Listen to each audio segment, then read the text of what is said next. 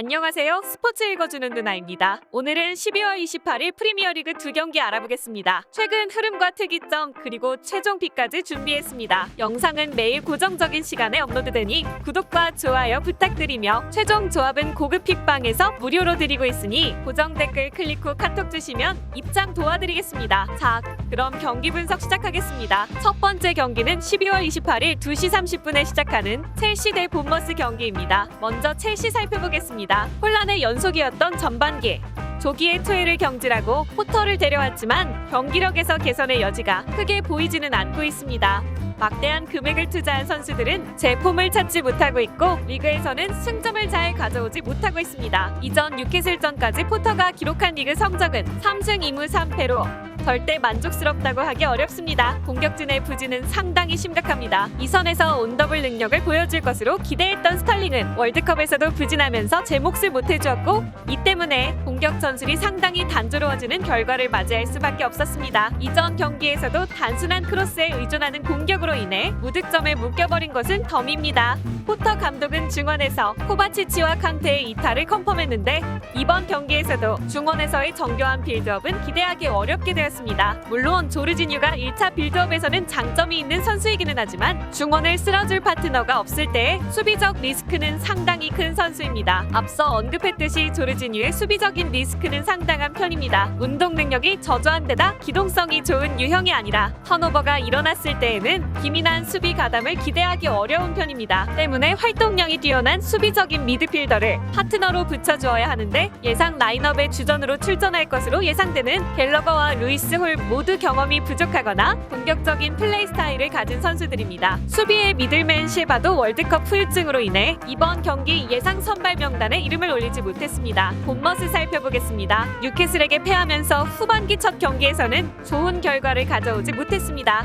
다만 0대1이라는 스코어에서 알 수 있듯 마냥 밀리는 경기력을 보이지는 않았고 결승골도 운이 따르지 않았던 스미스의 자책골이었습니다. 전반기 에버튼전 2연승의 상승세가 아직 끝나지는 않았다고 할 수 있을 것입니다. 본머스는 올 시즌 상당히 웅크리고 경기를 진행하는 편입니다. 상대 진영에서 움직이는 비중이 23%로 리그에서 가장 적은 상태입니다. 압박으로 상대의 턴오버를 유발한 뒤 역습으로 이어지는 공격 패턴을 보여주는 팀입니다. 다만 이로 인해 상대에게 공격 기회를 많이 허용해야 하는 편입니다. 때문에 리즈, 리버풀 등 공격성이 짙은 팀에게는 대량 실점을 허용하기도 했고 체력이 떨어진 후반에 다실점이 나오는 경우가 매우 잦았습니다. 첼시의 올 시즌 빌드업이 단조롭다고는 하나 본머스의 전술에 리스크가 없다고는 하기 어렵습니다. 실점 가능성을 배제하기는 어려울 것입니다. 압박 전술은 첼시의 약점을 공략할 수 있는 방식입니다. 앞서 언급했듯이 상대 빌드업의 핵인 조르지뉴를 괴롭히는 방식으로 턴오버를 많이 유발할 수 있을 것으로 보이며 최근 리그 3경기에서 모두 멀티 득점이 나왔다는 점도 긍정적인 대목입니다. 솔랑케가 챔피언십에서 보여준 활약을 이어가고 있지는 못하지만 무어와 안소니가 적절하게 공백을 메워주고 있는 모양새입니다. 한 골 정도의 성과도 충분히 가능은 해 보입니다. 최종 코멘트는 이렇습니다. 오버를 1순위로 삼는 것을 추천합니다. 본머스의 압박 전술에 첼시가 당황할 가능성이 매우 높은데 중원 공백이 상당히 큰 상황이라 본머스 특유의 압박 전술로 인해 역습 찬스를 꽤 내줄 것으로 보이고 본머스도 후반 실점률 증가 폭이 상당히 큰 편입니다. 본머스가 전력 차이가 큰 상대에게는 주도권을 내주면서 대량 실점이 잦아지는 페이스라 본머스보다는 첼시의 안정성을 더 높게 칠 수는 있습니다. 2.5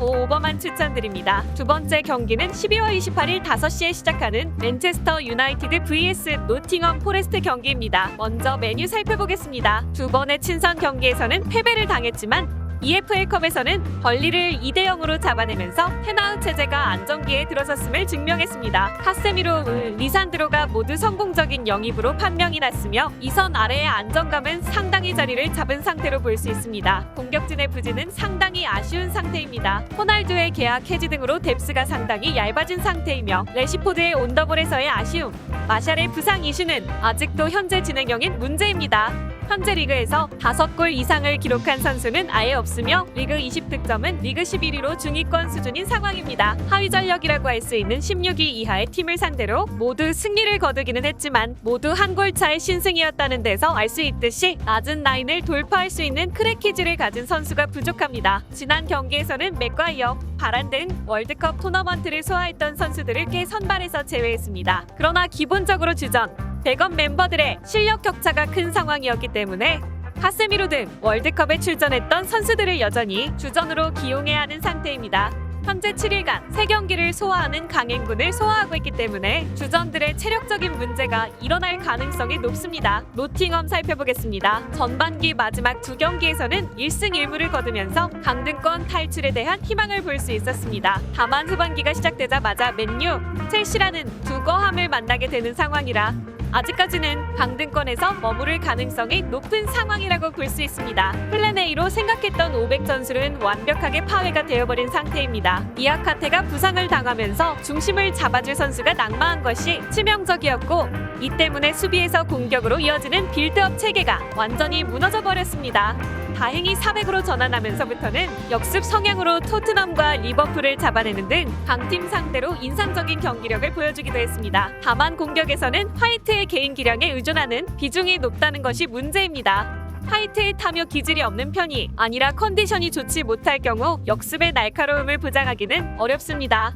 이는 중원 선수들이 다소 투박하다는 점 때문입니다. 그나마 프로일러가 볼 진행을 시작해주는 중요한 역할을 해주고 있지만 예이츠는 에너지 레벨 말고는 공격에서 기여를 해주지 못하고 있습니다. 결국 상대 입장에서는 프로일러만 잘 통제한다면 공격의 절반가량은 막아낼 수 있다는 것입니다. 대신 중원의 에너지 레벨을 바탕으로 수비에서는 저지선 역할을 잘해주었던 것은 고평가를 해줄 수 있습니다. 역습에 특화된 리버풀을 상대로도 활동량에서 앞서면서 무실점 경기를 치른 만큼 공격진의 장점이 비슷한 메뉴를 상대로도 중원은 활동량 위주의 구성으로 나올 가능성이 높습니다. 최종 코멘트는 이렇습니다. 일단은 메뉴의 우세를 점칠 수 있습니다. 3선에서 공격으로 이어지는 빌드업에서 메뉴가 우세할 가능성이 높은데 에릭센이 1차적인 빌드업의 주인공이 될 수 있는 메뉴와는 달리 노팅엄 입장에서는 수비력 위주로 중원 구성을 할 가능성이 높은 상황입니다. 대신 노팅엄도 활동량에 강점이 있는 선수들로 라인업을 구성하고 수비 라인을 내리는 방식으로 대응한다면 공간이 확보되어야 제 역할을 할 수 있는 메뉴 공격진은 어느 정도 고전할 수 있는 상황으로 보입니다. 맨유 승